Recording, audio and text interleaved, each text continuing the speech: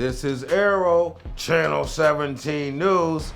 U.S. Supreme Court picked Jackson edges closer to confirmation. Judge Jackson, which is President Joe Biden's U.S. Supreme Court nominee, on Thursday as she moves closer to securing and getting confirmed as our next Supreme Court justice. While experts from the nation's leading groups, Republicans, is reporting that she was soft on crime, including child pornography. Senate Republican leader Mitch McConnell announced that he will vote against confirmation. He does not want this woman in that seat.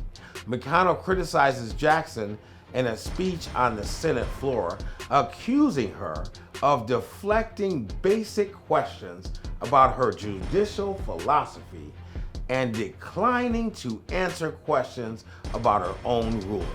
Wow, sounds just like some of his counterparts, right?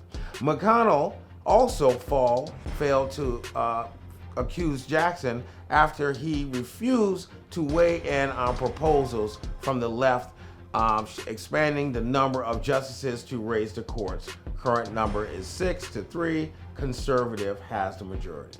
So one of McConnell's concerns are that he believes that she is going to start changing the odds. So, not right now, they're the majority. So by adding Jackson, she is now going to make the Republicans nervous because now she's on the left. Okay?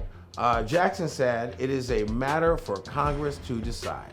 It is not up to Mitch McConnell. He has the right to give his opinion, but ultimately, at the end of the day, it is up to the Congress. Jackson refused to reject the fringe position that Democrats should try to pack the Supreme Court. So what they're saying is that the Democrats' their next move is they want to get another justice in that's going to be for the Democratic Party. In other news, U.S. to welcome up to 100,000 Ukrainians fleeing the war. Now, I want you guys to remember that when someone is fleeing a war, they do have priority, right? Some people are upset that they've been on the list waiting to get into this country, and all of a sudden 100,000 Ukrainians fleeing a war are able to come in. So they do have somewhat of a priority at that time because their need is a little greater than yours. So right now, over 1 million Ukrainians have left and fled their homeland. U.S. entry for Ukrainians could be more slow. Joe Biden meeting with European leaders in Brussels to coordinate the Western's response to this war crisis. More than 3.5 million people have fled since Russia invaded Ukraine on February 24th, putting a strain on the neighboring European countries. In the first 2 weeks of March, 7 Ukrainian refugees were recently settled in the United States.